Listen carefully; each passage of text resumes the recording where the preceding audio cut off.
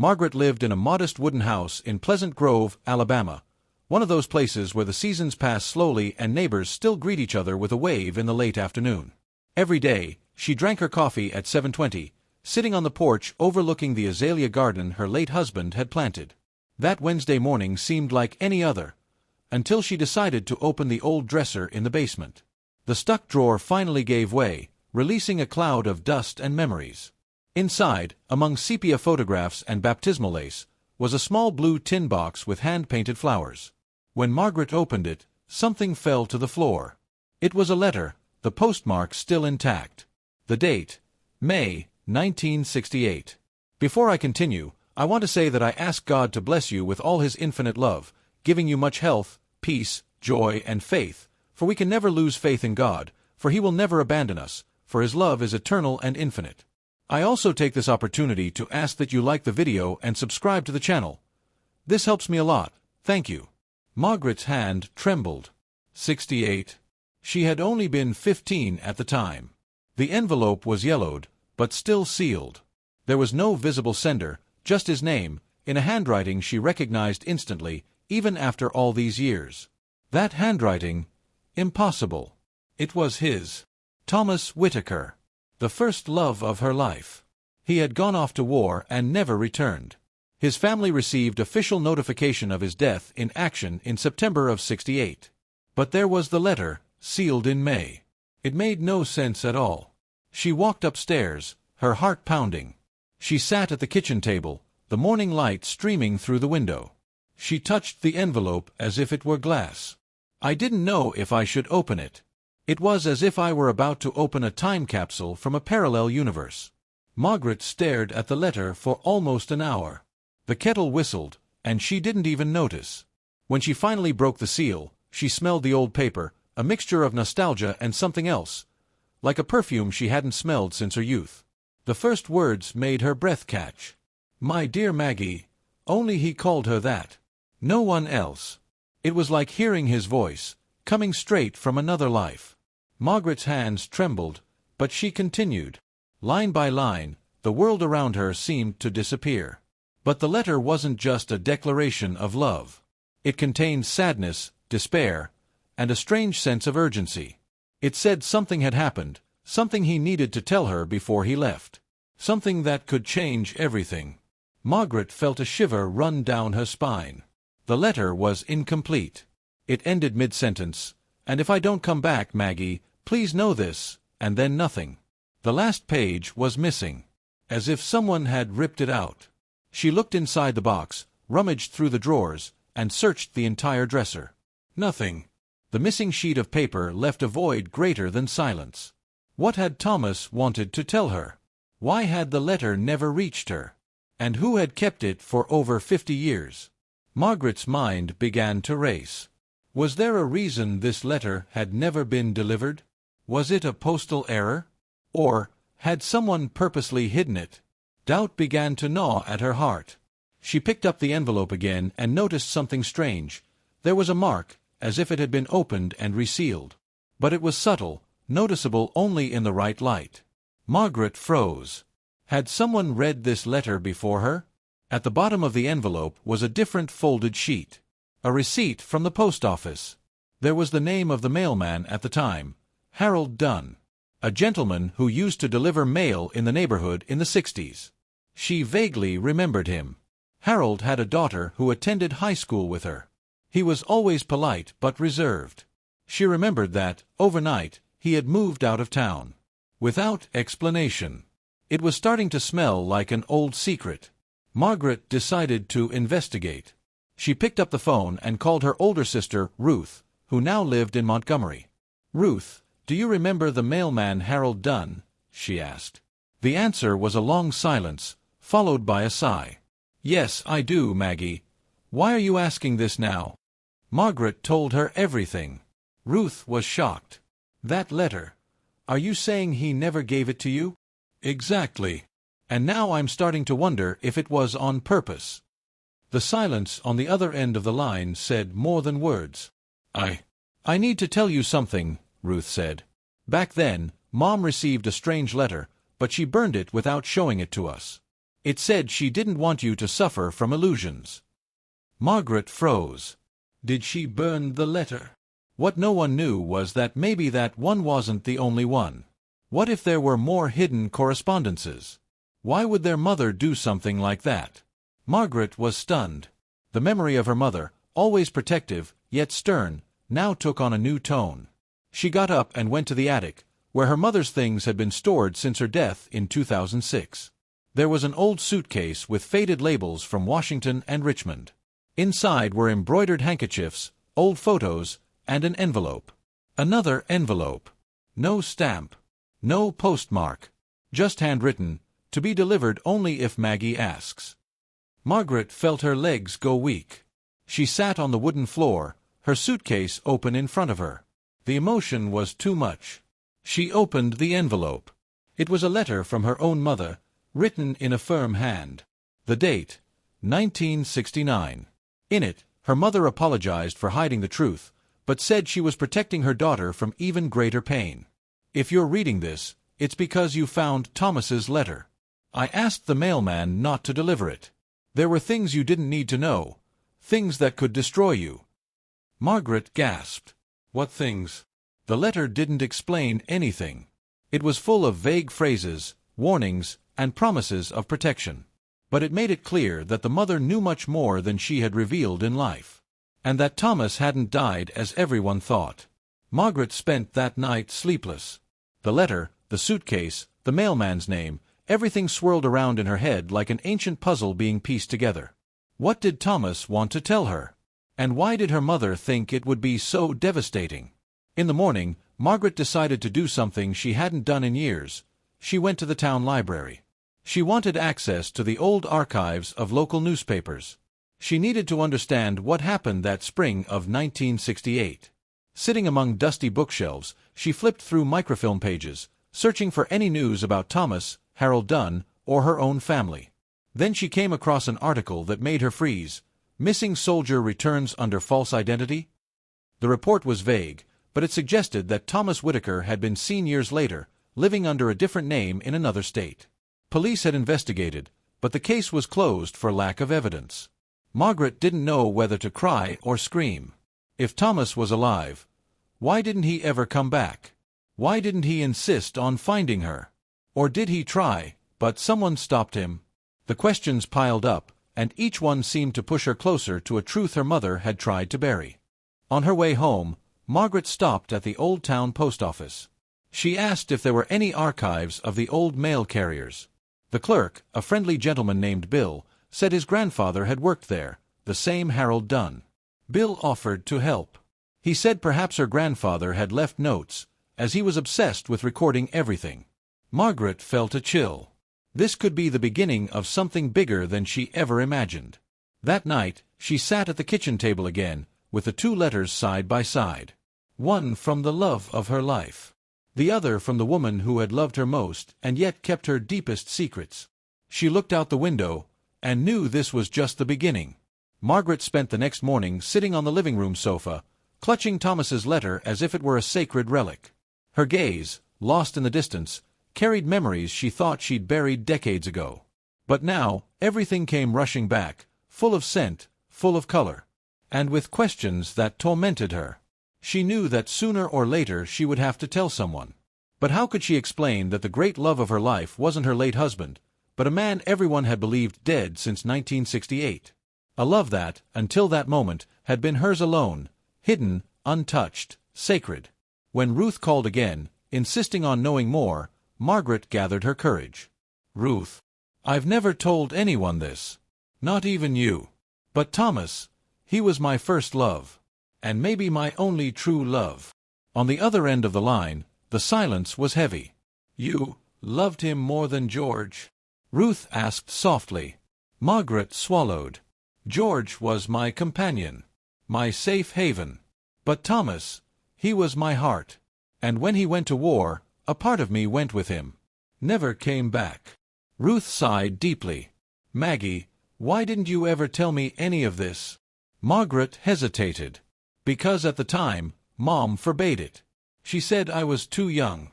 And when the news of his death came, I swallowed it all. I got married, had children, but I never stopped feeling it." The tears came silently. Margaret remembered summer afternoons with Thomas at Willow Creek, the notes hidden inside schoolbooks, the stolen kisses behind the church on Sundays. It was a young love, but intense. As real as any other. Thomas was different from the other boys in town. While the others talked about cars and parties, he talked about dreams. He wanted to be a teacher, travel the country, write books. But when he was drafted, he abandoned everything. "If I don't come back, I want you to know it was always you," he'd said on their last night together.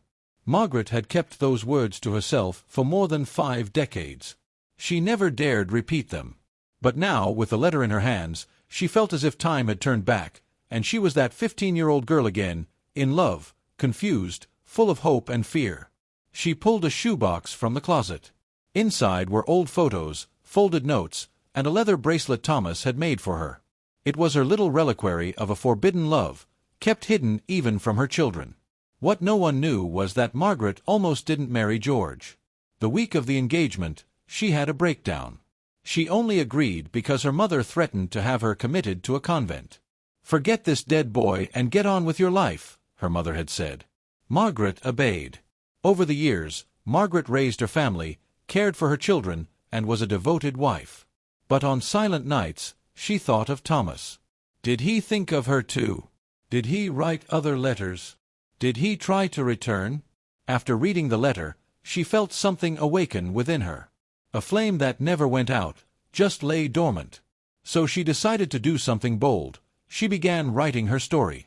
Not in diaries, but in a thick, leather-bound notebook. There, she described everything. From their first glance to their last dance before Thomas's departure. Details she had kept hidden for so long now took shape. It was as if she were writing a letter back to him, even without knowing where he was. Margaret's grandson, Dylan, walked into the room and saw his grandmother crying. Concerned, he asked what was happening. She hesitated, but something inside her said, "It's time to tell." And so she began to tell him her story. Dylan was shocked. "Grandma, are you telling me you had a love before Grandpa? And that he didn't die?" Margaret nodded. "Yes, dear. And more than that, I think he might still be alive." Her grandson's expression changed. Something about that story touched him. Dylan, a history student at the University of Tuscaloosa, became obsessed with history. He said, "Grandma, I can help you find more clues. I can research military archives, old newspapers. We need to know what really happened." Margaret was thrilled. She'd never thought anyone in the family would be interested in this past. And now, seeing her grandson engaging with such love and curiosity gave her hope.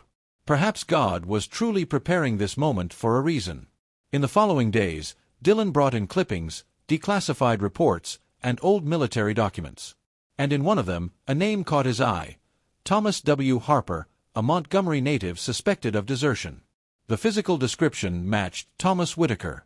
Margaret clapped her hand over her mouth. Harper. That was his grandmother's name. He must have used her last name to hide. That made sense. If Thomas had wanted to disappear, maybe he hadn't died at all. Maybe he'd run away, for some greater reason. But why would he run away? Why didn't he try to return to Margaret? Was he stopped? Was he threatened? Or had he simply forgotten about her? The doubt was cruel, but Margaret refused to believe he would abandon her of his own free will. She looked back at the last lines of the letter. "If I don't come back, Maggie, please know that—" It tormented her. It was like an unfinished whisper from the past, begging to be heard until the end. She needed to know what came after that. What? While Dylan dug deeper into his research, Margaret went to the home of her cousin, Evelyn, who had been her confidant in her adolescence. Evelyn, now 75, greeted Margaret with a look of surprise and tenderness. "Do you remember Thomas?" Margaret asked. Evelyn smiled. "How could I forget? You talked about him every day. I thought you were going to get married." Margaret told her about the letter. And then Evelyn revealed something that took Margaret's breath away. "After his supposed death, I received a letter, but it wasn't for me. It was for you. But Mom forbade me from giving it to you. She said your mother was taking care of it. Margaret's eyes widened. Do you still have that letter? Evelyn went to her room, rummaged through a box, and returned with an aged envelope sealed with ancient tape. Margaret held the envelope as if it were a piece of her soul. In shaky handwriting, it read, "For Maggie. If you forget me, I understand, but I will never forget you." She opened it right there. Inside was a small, urgently written note. Maggie, I'm not dead. I need to get away. I can't explain it now, but you'll understand someday. If anyone asks, just say you don't know anything. I love you. Margaret was speechless. That note proved everything. Thomas had survived, and escaped. But escaped from what? From whom? Evelyn, stunned, simply held her cousin's hand. They both knew this was bigger than it seemed. Arriving home, Margaret sat down at the table again. There were now 2 notes, 2 pieces of evidence, and a certainty that grew like a burning flame. Thomas was not dead. And there was something, or someone, who worked hard to ensure she never knew. What if Thomas was still alive? What if he was waiting, silently, for her to one day discover the truth? Margaret closed her eyes and prayed. Lord, if he's still out there, show me the way. Give me strength to face whatever comes. The next morning, a text message arrived from Dylan with unexpected news. He had located a nursing home admission record in Georgia. Name, Thomas H. Whitaker. Age match. Admission in 2011. Status, alive. Margaret felt the ground disappear beneath her feet. The name was his. His age was telling. Had he been alive all this time? Margaret could barely breathe. The name was his. The age was the same.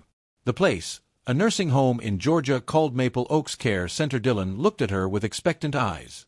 Grandma, we need to go there. She just nodded, speechless.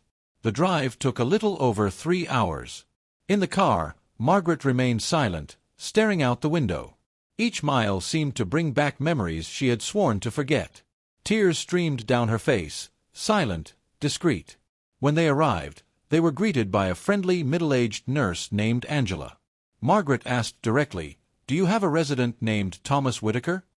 Angela consulted her clipboard and frowned. "Yes, we do. But he's in the no-visitors room." Margaret froze. "No visitors? Why?" Angela hesitated. "It's an old order, recorded by a distant relative in the deed of admission. He never received anyone." It sounded like an invisible barrier erected on purpose. Dylan intervened. "Ma'am, this man might be my grandfather. Can we please speak to him?" Angela looked at Margaret compassionately. "I'll see what I can do."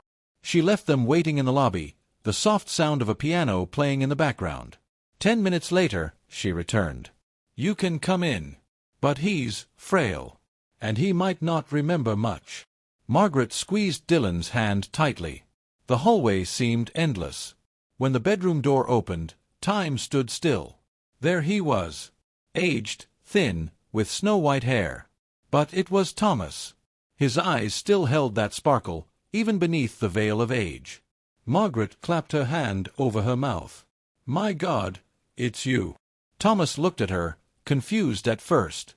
But then, like a spark igniting an old flame, his eyes filled with tears. "Maggie, are you real?" His voice was weak, but the love was intact. They embraced. A hug that had been more than 50 years in the making. They were both crying. Angela discreetly closed the door to give them privacy. Dylan watched in silence, overcome with emotion. But the reunion wasn't the end. It was just the beginning. Thomas began to tell her story. "Maggie, they made me disappear. They threatened me. I wanted to come back. I wrote letters. Many. But only one escaped." Margaret listened, horrified. "Who, Thomas? Who did this to you?" she asked, her voice trembling. He hesitated. "Your father. And your pastor. They said if I went back, I would lose you forever. That they would arrest me. They called me a traitor." Margaret couldn't believe what she was hearing. Her father, a respected man in town. The pastor, someone she trusted completely. Thomas continued. They said I had dishonored the country by wanting to flee the war. That I would bring you shame. But there was more. They created a hoax. A fake death certificate. It was all covered up with the help of a judge who was a friend of your family. I didn't die, Maggie. I was erased. Margaret was shaking from head to toe. Thomas went on to live under a different name, hidden away in rural Georgia. He never married. He never had children. He lived alone, writing diaries that no one ever read, hoping that one day Maggie would find him. Dylan, silently, recorded everything with Thomas's permission. He knew this story needed to be documented.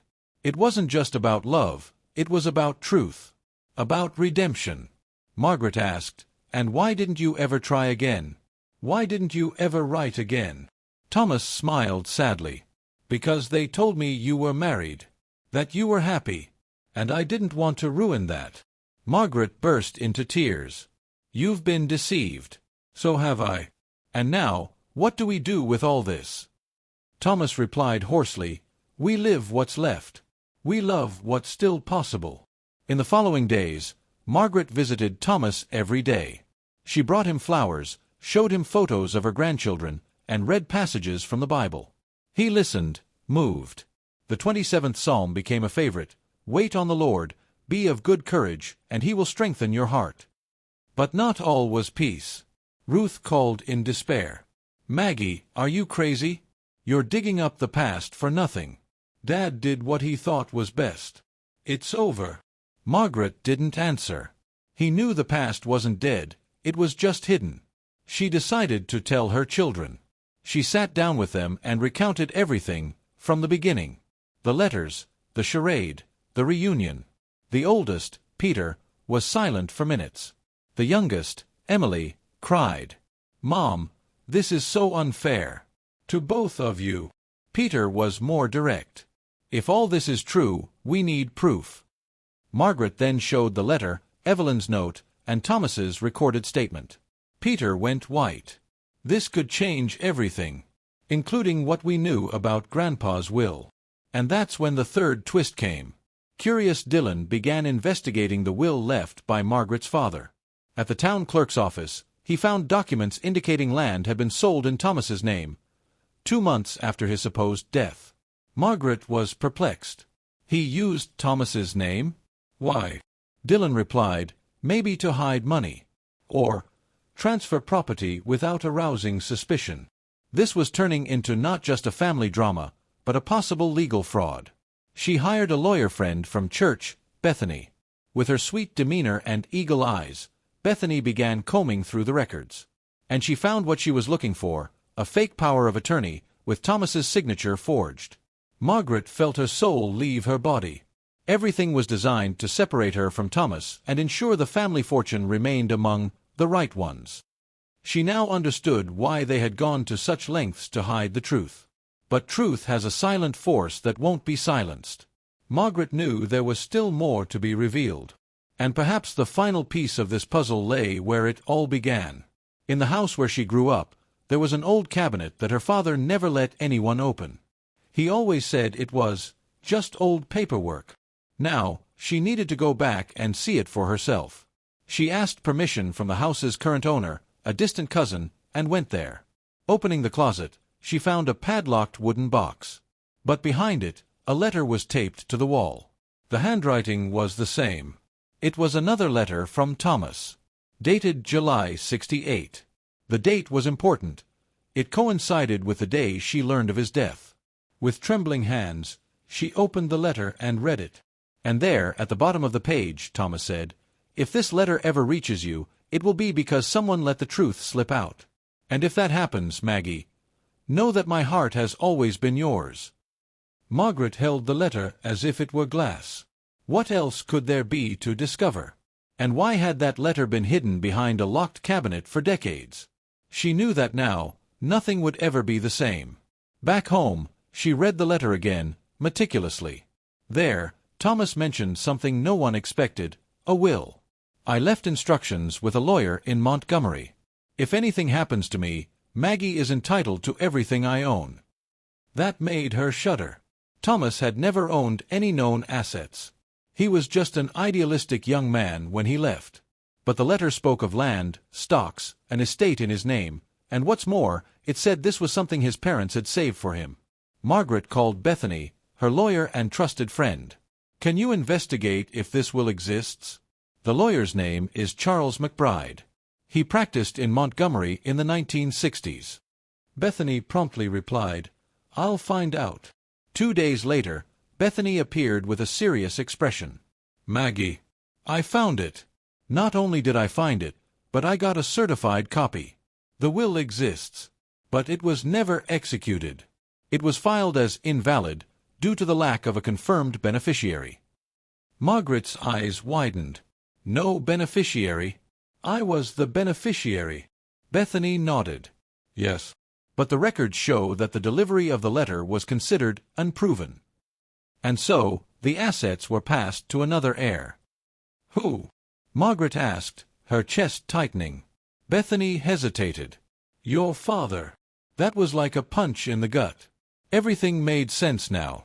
He hadn't just hidden the letter. He directly benefited from the silence. Thomas had trusted her. And she, unbeknownst to him, was disinherited through manipulation. The lands in question were near Clark County, rich in timber and minerals. Over the years, they generated substantial profits for the family. Dylan, increasingly involved, helped map out the figures.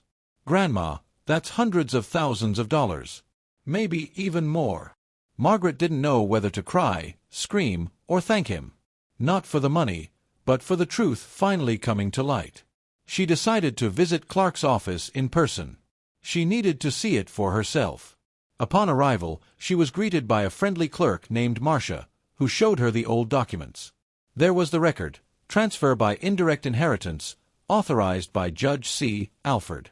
Another familiar name. Judge Alford was a close friend of Margaret's father. He frequented family dinners. Always praised, respected, and now suspected of having authorized fraud. Bethany filed a petition to reopen the original will. The process was complex but possible, since the rightful beneficiary, Margaret, had been intentionally kept in the dark. "Do you really want to go through with this, Maggie?" Bethany asked. "Yes," she replied firmly. "But not for the money. I want to clear Thomas's name. I want the world to know he tried to do the right thing. That he wasn't a cowardly deserter, but a man in love." Meanwhile, Thomas was cared for even more lovingly at the nursing home. Margaret visited him daily. Increasingly frail, he listened attentively to every detail of the investigation. And one day, his voice weak, he said, "Deep down, I always knew you would come back to me." On one visit, he handed her a battered envelope.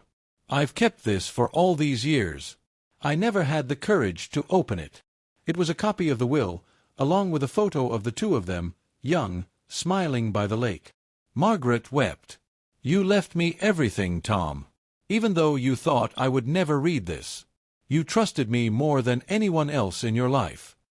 He smiled, squeezing her hand. "I always have, even in silence." The case gained attention. A small local newspaper published the story as "The Forgotten Will."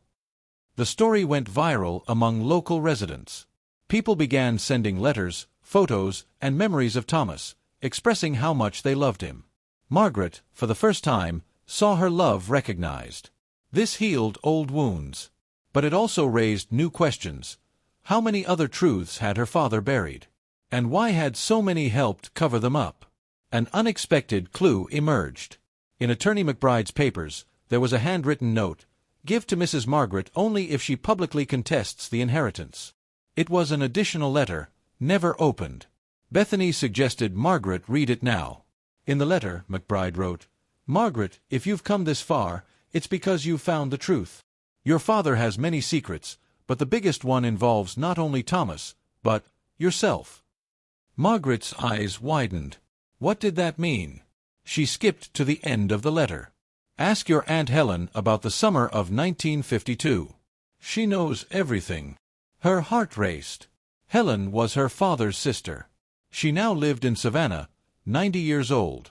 Margaret called Ruth and told her everything. "Aunt Helen knows something about me. I need to see her. Ruth tried to discourage her, but Margaret was determined. I've been silent my whole life. I won't be silent anymore. The following weekend, she and Dylan traveled to Savannah.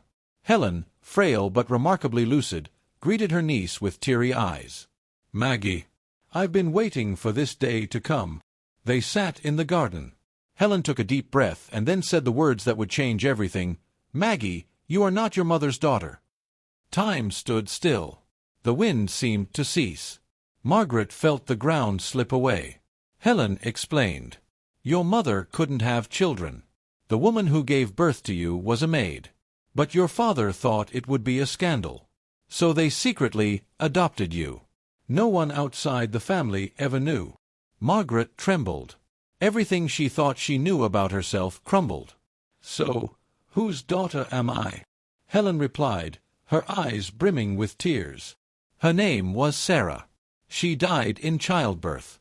And Thomas was her half-brother on her father's side. The world spun. The letters, the love, the war, the inheritance, all tangled up in a secret deeper than she ever imagined. Margaret had to step outside for air. The Savannah sea breeze blew against her face, but it didn't calm the turmoil inside her. She looked up to the sky and prayed silently, Lord, I still want to know who I am. But guide me with your hand. Margaret searched Thomas's aged gaze, trying to see there not the frail man, but the idealistic young man she had loved.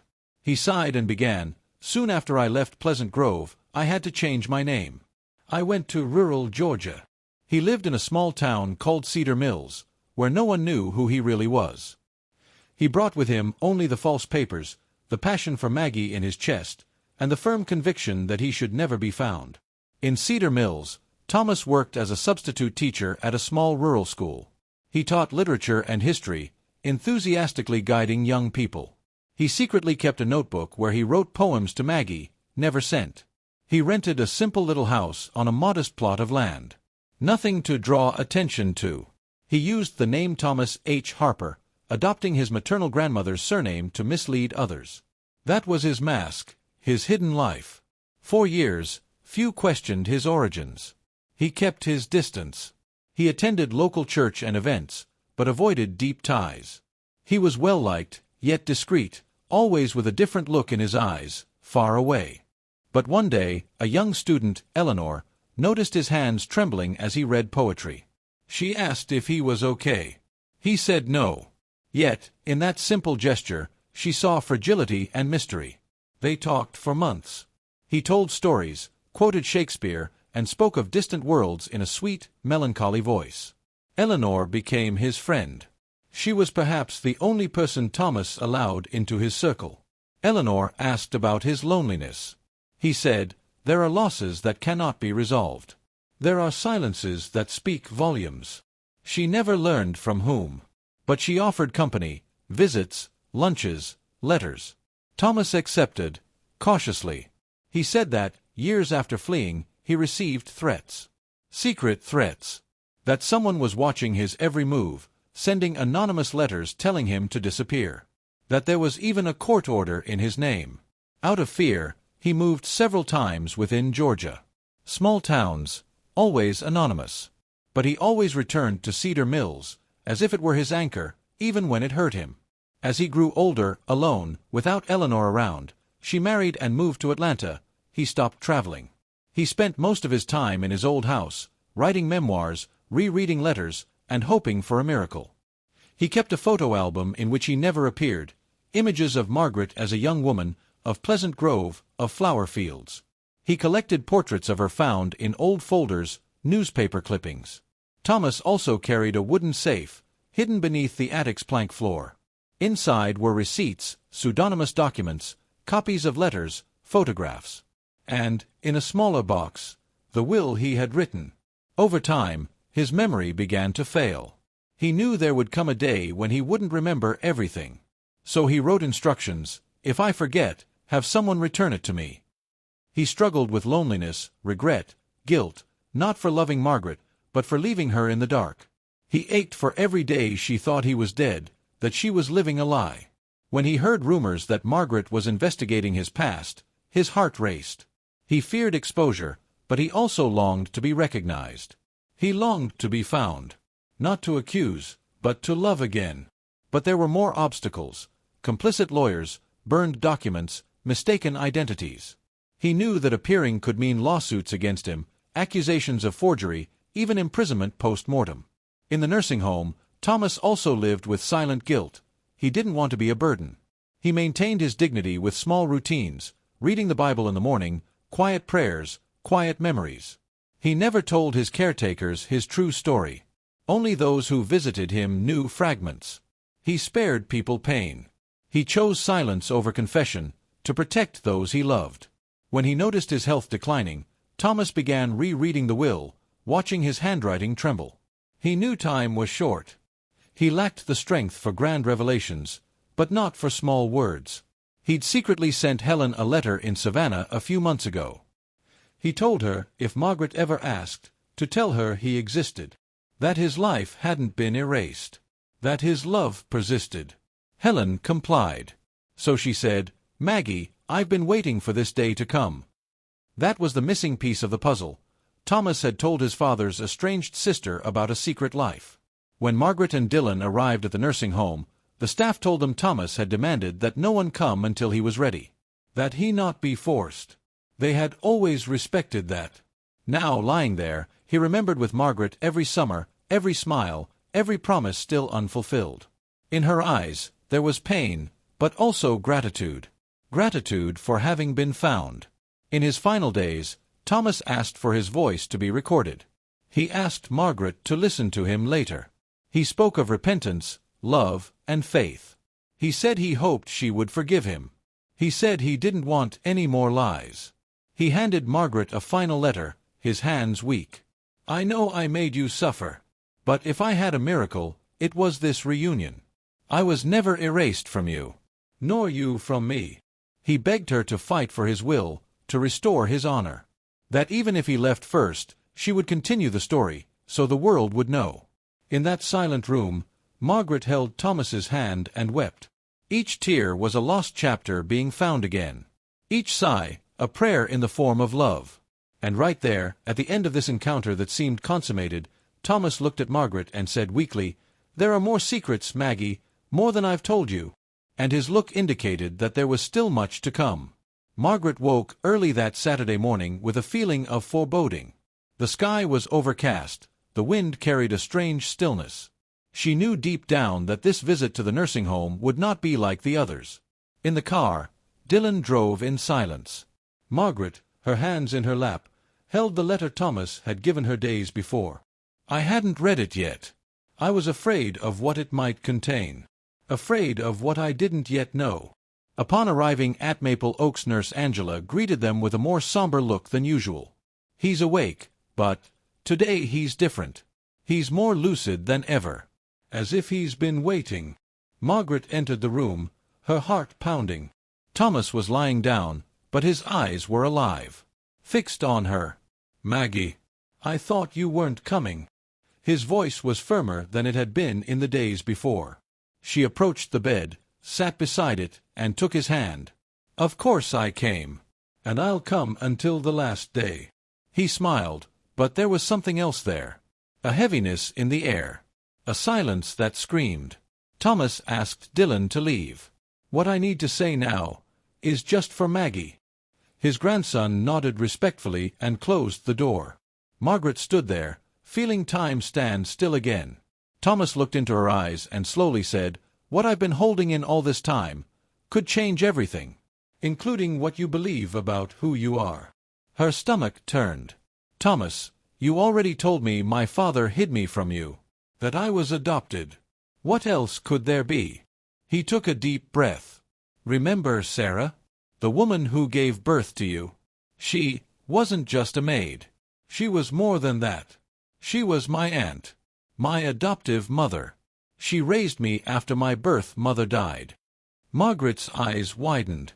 "So, we're related?" Thomas nodded with a pained look. "By distant blood, perhaps. But we weren't siblings like they thought. That was part of the manipulation." Margaret's world spun. Then why did they say you were my half-brother? Thomas squeezed her hand. Because your father wanted to stop our love. He used false documents, forged records, spread lies. Her father threatened Sarah. He said if she told the truth, he'd have the whole family run out of town. And since she was black, she knew he could follow through. Margaret felt ashamed, hurt, and at the same time grateful to finally know. Thomas continued, Sarah was a woman of faith. She asked me to stay away, not out of hatred, but to protect you. She said God would take care of everything in His own time. And now, I understand. It was meant to be now. Margaret wept. Hot tears streamed down her face. Time could not be turned back, but the truth could heal. Thomas then pointed to the letter still in her hands. Read it now. I'll wait. Margaret took a deep breath, opened the envelope with trembling hands, and began to read. It was a confession. A chronology of everything. How Thomas tried to return several times. How he even wrote to the town paper, but was ignored. How the authorities were involved in the cover-up. And in the end, he left something more, a name. Reverend Charles Monroe, the town's pastor in the 1960s. He knew everything, and he orchestrated part of the plan with his father. But he also may have regretted it. Margaret remembered that name. He had disappeared from town in 1971, supposedly transferred. But what if he was alive?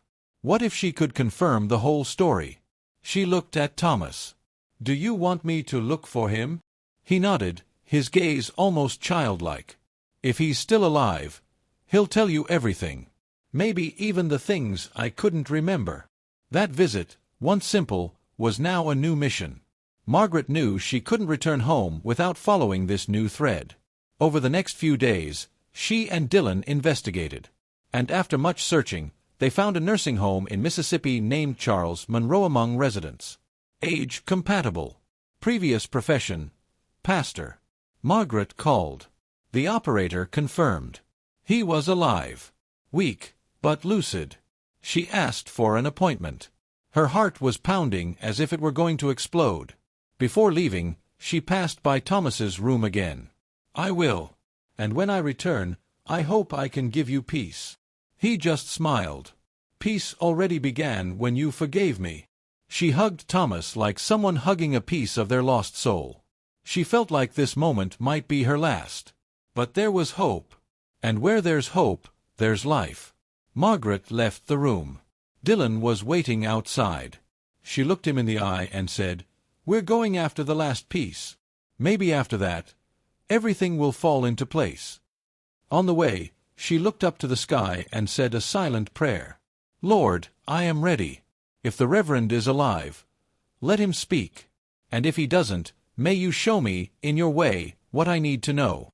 She squeezed Dylan's hand and, with a soft smile, said, You have no idea what this visit will reveal to us. And he, with watchful eyes, replied, But I'm sure it will change everything. The Mississippi nursing home was modest, smelling of lavender and aged wood. When Margaret arrived, the silence of the place felt overwhelming. A sense of foreboding washed over her, the kind of feeling only the Holy Spirit can explain. She was greeted by a kind staff member named Olivia. Reverend Charles Monroe is in the back room. He doesn't get many visitors, but it seems he's been waiting for something for a long time. Margaret walked down the hallway with firm steps, but her heart pounding. Every picture on the wall seemed to be watching her. Entering the room, she saw an old man with sunken eyes and a stubble. He looked up slowly. Margaret. Baines, he said with difficulty, but without hesitation. Yes, she replied, surprised. You recognize me? He smiled sadly. I've waited decades for this visit. I knew one day the truth would come to me. Margaret sat beside him, and they remained silent for a few moments. Then he began to speak. I was your father's accomplice. I was weak. I was afraid of scandal, of losing face. And I paid a high price for it. She listened silently, but her soul screamed. Why? She asked, her voice breaking. Why did they stop that love? He closed his eyes. Because it was easier to erase a story than to deal with what it represented. Your father believed Thomas was a problem, that he wasn't good enough for you. He hated him because Thomas confronted him, because Thomas saw injustice, and because Thomas knew a secret that could destroy his reputation. Margaret was shocked. What secret? The Reverend hesitated, swallowed, and then said, Your father had an affair with Sarah, your biological mother, while he was married. Thomas knew about it, and he threatened to tell. The words fell like a hammer. So, my father had Thomas erased to protect his image? The Reverend nodded, tears in his eyes. He orchestrated everything. The false death notice, the blocking of the letters, even the will. I helped, he confessed. I wrote the death certificate. I gave it to your mother. And I made Sarah swear never to speak. Margaret couldn't believe what she was hearing. This was all dirtier than she could ever have imagined. And why are you telling me this now? The Reverend looked up at the ceiling. Because I'm dying. Because I want to go in peace. And because God visited me in a dream and said, Tell me what you know before it's too late. Margaret held his hand, feeling a mixture of compassion and anger. You destroyed lives. He wept. I know. And I don't expect forgiveness. But I had to tell you. Because there's more. She held her breath. More. He nodded. Your father left a letter. A letter I never delivered. It's in the safe in my old office, locked. The password is written on the Bible on the shelf next to it. Margaret picked up the Bible. On the back cover were 3 numbers written in pencil. She knew the safe still existed. The Reverend's former office had been converted into a church library. You'll find more than you imagine there. You'll find your true story. Margaret nodded, her gaze steady. I will. He smiled one last time. Now I can rest. On the way back, Margaret called Dylan. We need to go to the First Baptist Church. They've converted the Reverend's office into a library, but the safe is still there. Dylan found her there that afternoon. The building still had its old stained-glass windows. Margaret walked to the pastor's old office. The safe was still embedded in the wall, behind a landscape painting. She entered the password. The safe opened with a sharp click. Inside was a metal box and several yellowed envelopes. One of them was addressed, To Margaret, when she is strong enough to know. She opened it. Inside was her father's own handwriting. Daughter, if you're reading this, it's because you've unearthed the past. I tried to protect you, but I was wrong. Sarah was a good woman. And Thomas was your soul brother, not your blood brother. The letter admitted everything. The affair with Sarah. Margaret's birth. The plan to make Thomas disappear. I was afraid. Afraid of being judged. And in my fear, I chose to lie. I chose to destroy. She wept. Not from pain, but from liberation. The truth, finally, was before her, whole. Dirty, difficult, but real. For the first time, she knew who she was. Dylan read silently beside his grandmother.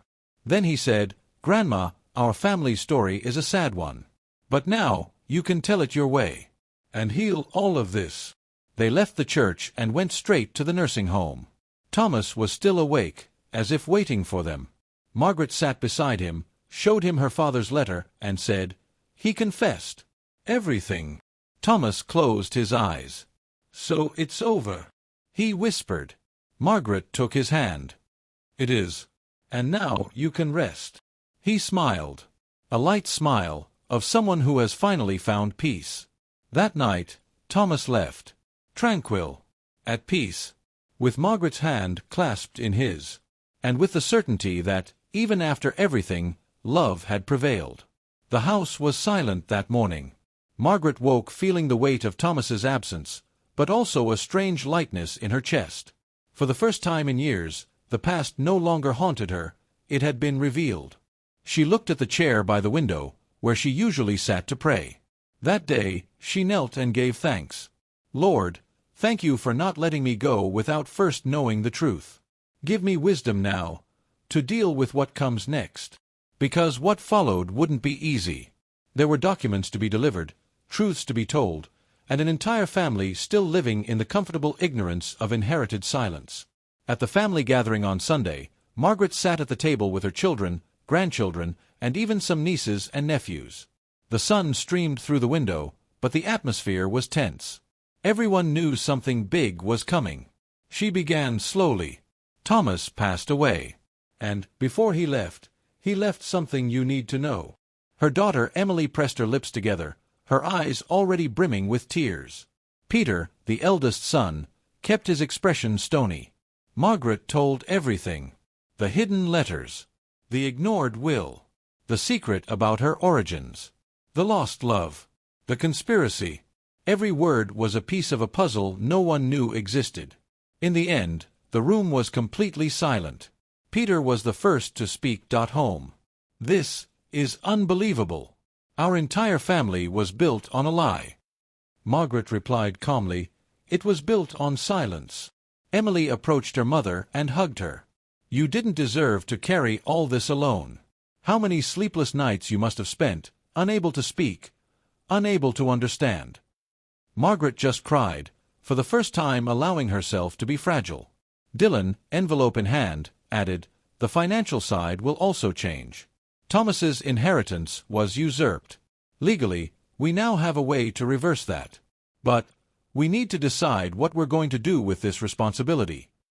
Silence returned, until Margaret said, "I don't want a penny for myself. But I want his story, and mine, to be told. May this money be used to heal, not divide." He proposed creating an educational fund named after Thomas Whitaker. For young men who have no voice. For boys like him, who just wanted to love, study, live, but were silenced. Emily agreed. Peter, hesitant, finally relented. "If it's about transforming pain into justice, I'm all for it." It was the beginning of a new phase. The inheritance, at last, would cease to be a burden, and would become a bridge. In the days that followed, Margaret found Thomas's old journals, delivered by the nursing home. In them, poems written over the years. Letters he never had the courage to send. Dreams kept hidden.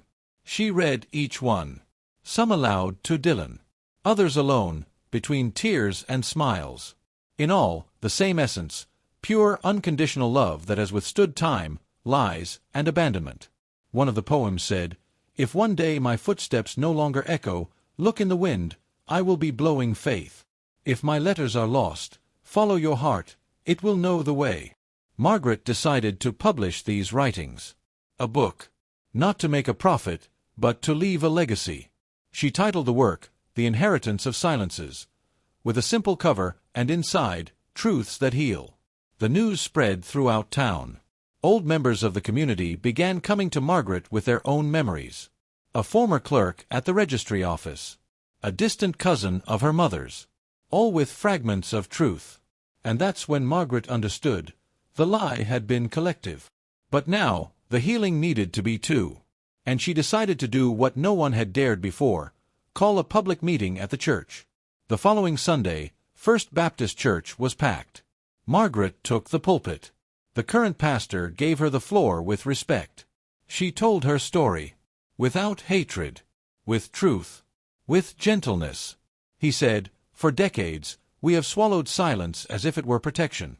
But silence can also kill. It can suffocate what God wants to restore. Today, I choose to speak. I choose to forgive. And choosing to speak is also love." The congregation gave a standing ovation. Many wept. The city, scarred by decades of secrets, now finally saw a courageous woman, stronger than any inherited silence. The repercussions were nationwide. Newspapers covered the story. TV shows requested interviews. But Margaret refused. "I don't want a spectacle. I want truth. I want peace. I want transformation." The Thomas Whitaker Foundation was launched 2 months later. Scholarships began to be awarded. Young people who had previously had no chance now had a path. Margaret visited students. She spoke in chapels, libraries, and classrooms. But never as a victim. Always as a witness. A woman who never gave up on discovering who she was. "And what about your family?" The transformation came over time. Peter reconnected.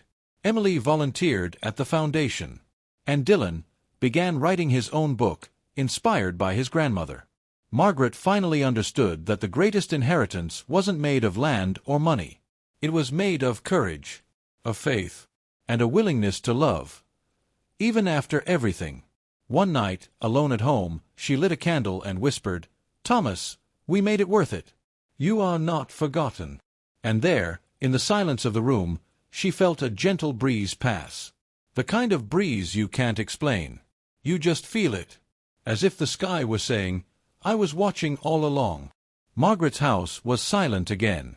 Winter was beginning to show signs in Pleasant Grove, with a cold wind whistling through the cracks in the ancient windows. It was on nights like these that Margaret felt most drawn to writing. She lit a candle, as she had done since her youth. Not out of superstition, but out of reverence. The flame was her way of remembering that, even in darkness, the light never goes out. On the wooden desk, he picked up a new notebook, covered in floral fabric. There, he would write something he'd never written before. A letter. But not just any letter, the most important of his life. It wasn't for Thomas, though he was in every word. It was for his grandchildren. For the children yet to be born. For those who one day doubt love, faith, and truth. Dear ones, if this letter has reached you, it's because you've lived long enough to realize that life isn't always fair. And that sometimes the secrets of our history weigh more than the years we carry on our backs. Margaret wrote calmly. Each letter seemed to flow from her heart. You are descendants of a complex story. Of forbidden love, of delayed forgiveness, of faith stitched together by scars. And yet, you were born of hope. She remembered everything clearly. The hidden letters, the visits to the nursing home, the church safe, the repentant reverend. And now, more than ever, she felt her mission was to preserve, but also to liberate. I was raised by a mother who loved me and a father who hid me. I discovered my origins after I was 60. And I loved a man whom life tried to erase, but God kept in his heart. The pen glided steadily. They told me I couldn't love. That I couldn't know. That I couldn't question. But today I understand that everything they told me I couldn't do was exactly what I needed to do most. Next to the notebook, Margaret placed a photo of Thomas. Young, smiling, with that look she'd never forgotten. And just below, another image, the foundation garden that now bore his name. When lies try to suffocate the truth, only love can free me. And it was love that saved me. God's love. The love that Thomas never let die. The love that, even in silence, spoke loudly. She left this advice: never let the fear of offending the past stop you from protecting the future. Sometimes the pain we inherit needs to be exposed so no one else carries it. Margaret didn't use difficult words. She wrote as she spoke. Like a grandmother who sits on the edge of a bed and tells real stories, tenderly, but without hiding her wounds. You have the right to know. To ask. To change the narrative. Don't accept silence as your inheritance. Choose the truth, even if it hurts. Because the truth heals. At the end of the letter, he left verses underlined. John 8 verse 32, "And you will know the truth, and the truth will set you free." And Psalm 34 verse 18, "The Lord is near to the brokenhearted." She concluded with, "Forgive, but don't be silent. Love, but don't accept half-heartedness. Honor your story, but don't be afraid to rewrite it when necessary. Because you are free. Because you are loved." He folded the letter carefully. He placed it inside a blue envelope, like the one he'd found Thomas's letter in all those years ago. He handwrote, "To be opened at the right time." She didn't know who would open it first. Maybe Dylan. Maybe her unborn great-granddaughter. But she was certain of one thing: that letter would stand the test of time. In the following days, Margaret began writing shorter letters as well. To neighbors. To old schoolmates. To people who had somehow been part of the plot. Not to confront, but to heal. Each envelope carried a seed of peace. A snippet of truth. A reinterpreted memory. A request for forgiveness. Or a simple thank you. Emily, her daughter, discovered some of these letters. She read one and cried. Mommy, I had no idea how much you carried. Margaret smiled. We always carry more than others see. But now, I'm slowly letting go. She created a special chest, a place where these letters would be kept. She called it Vault of Hope. He asked that it only be opened by someone who really wanted to know where it came from. Dylan began recording everything on video. The readings, the moments when Margaret read aloud the passages she loved most. An archive of the soul. And in one of these recordings, Margaret looked straight into the camera and said, "If you're watching this, don't give up on finding the truth of your story. God didn't bring you here by accident." The video went viral online. Thousands of people commented, sharing their own stories of family secrets, reconciliations, and emotional inheritances. Margaret's story became a collective one. But through it all, she kept writing, as if each letter were a prayer rising from the paper and straight to heaven. And then, on a gray autumn afternoon, she wrote one last sentence in her notebook: "When I am gone, may my story not be a burden, but a bridge." He closed the notebook. He looked out the window. And there, in that moment, he felt he had accomplished something. But he didn't know that what was about to happen would change everything once again. The morning in Pleasant Grove began with the familiar sound of the mail truck. Margaret, sitting in her chair by the window, was sipping her tea when she saw the new mailman coming down the sidewalk. He was young, with a friendly face, wavy red hair, a cap, and a shy smile. As he approached, she noticed he hesitated for a second before climbing the porch steps.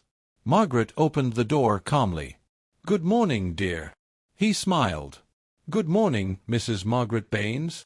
She nodded, and he held out an envelope with visibly trembling hands. What no one knew was that the young delivery man carried more than just mail. He carried a secret that spanned 3 generations. A secret he himself had only discovered weeks earlier. "Excuse me for asking, but did you know a mailman named Harold Dunn?" Margaret froze. The name came back like a thunderclap in her memory. "Yes. He was the one who should have delivered Thomas's letter to me." The young man took a deep breath. "He was my grandfather." Margaret put her hand to her mouth in surprise. "My God," the delivery man continued, "I found letters from him after he passed away. He left a note saying he'd made the biggest mistake of his life." Margaret could barely hold back her tears. "Do you know what he did?" The mailman nodded. "He intercepted Thomas's letter. But it wasn't out of malice. He was paid to do it." "Paid?" she repeated, incredulous. "Yes. Your father gave him money. But my grandfather regretted it. Deeply. He spent the last few years trying to track you down. He even wrote a letter asking for forgiveness, and asked me to deliver it if I ever found a way." He pulled an old envelope from his bag. The handwriting was shaky but legible. Addressed to Margaret Baines, dated 2009. Margaret held the paper like someone holding an open wound, but this time ready to heal. "Margaret," the letter said, "I was weak. I was bribed. At the time, it seemed like just a favor. But I buried a love. And I destroyed a chance. I don't expect forgiveness, but I had to tell you." She cried. She cried with the weight of 50 years. She cried not with anger, but with relief. Because now, the circle was closed. The final piece had been fitted. The forgotten letter, finally, delivered. The young delivery man stood there, respectful. Margaret then invited him in. They sat in the living room and drank tea. She told him the whole story. He listened as if listening to a legend, but it was all true. "My name is Daniel Dunn," he said. "And, if it's not weird to say this, I think I'm here for a purpose." Margaret smiled. "We all are, Daniel. We all are." That afternoon, she took Daniel to the Thomas Whitaker Foundation. She showed him the paintings, the books, the letters. He remained silent, touched by it all. "I never imagined my grandfather would be involved in something so big, and so painful." Margaret replied wisely, "Sometimes, the mistakes of our ancestors are the reasons we need to do things differently." Daniel agreed. "That's why I want to keep delivering letters. But now, with meaning." The following week, Daniel went to Margaret's house with an idea, What if we created a project? Young people delivering letters of reconciliation, of forgiveness, like a new generation of messengers. Margaret smiled broadly. I think Thomas would love that. And so the project was born. Last Delivery Man, with Daniel at the forefront. A movement that carried real letters between people separated by pride, time, or pain. Handwritten letters. Delivered with emotion. Some between parents and children who hadn't spoken. Others between separated couples.